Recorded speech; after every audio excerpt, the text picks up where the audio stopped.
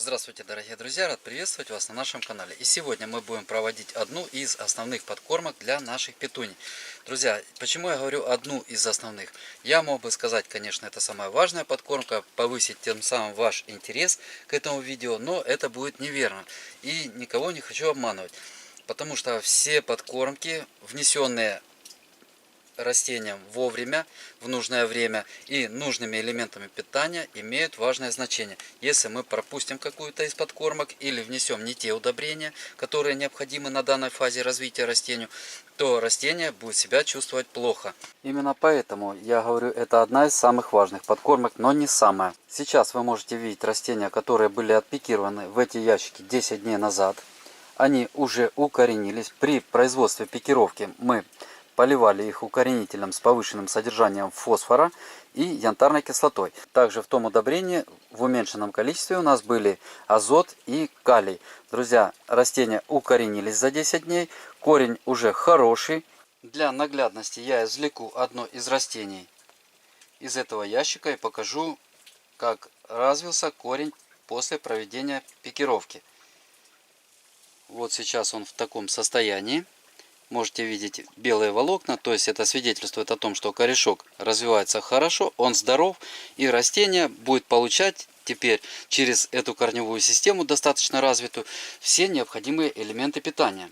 Поэтому сегодня мы проводим подкормку удобрением с формулой 20-20-20. Азот, фосфор, калий в равных частях 20-20-20. Применять будем удобрение мастер с наличием микроэлементов. Можно было бы подкормить нитромофоской, но, к сожалению, в нитромофоске, самом простом, самом недорогом удобрении, отсутствуют микроэлементы. Микроэлементы важны растениям на всех этапах развития.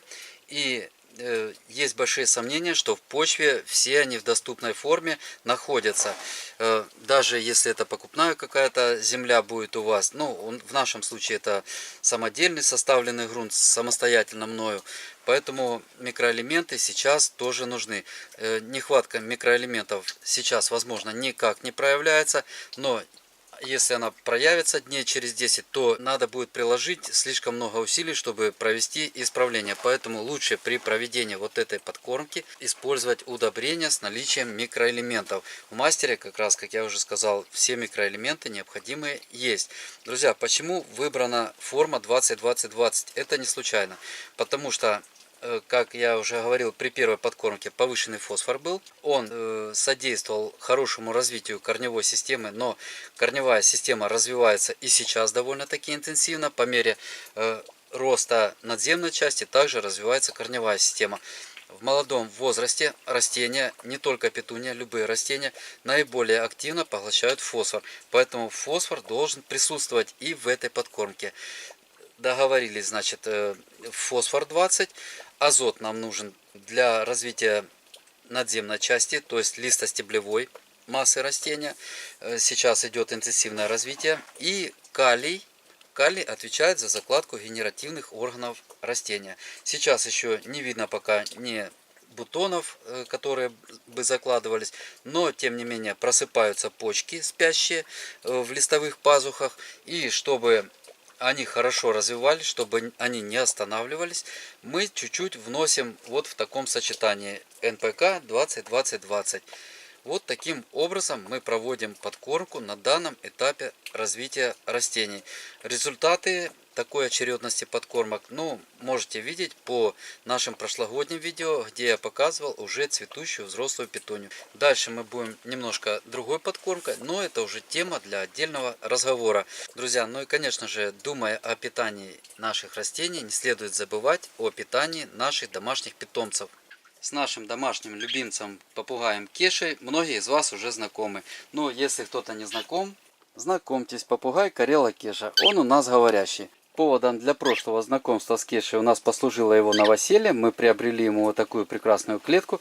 Друзья, и вместе с клеткой я тогда же заказал ему корм. Я об этом не говорил в прошлом видео. Думал, это несущественно, но хочу обратить сейчас ваше внимание на вот эти колоски. Друзья, никогда мы раньше Кешу не кормили такими колосками. Они бывают для карел, бывают для волнистых попугаев. Я взял и те. И повесили мы эти колоски в клетку к нему. сразу хочу сказать, производитель и у колосков, и у клетки один и тот же. Торговая марка Природа. Так вот, друзья, вот колосок, который уже он скушал. Он не отходит от них, пока не склюет. Он к кормушке не подходит. Настолько ему понравились вот эти колоски. Даже если какие-то зернышки падают на дно клетки, он даже на дне клетки их находит и доедает.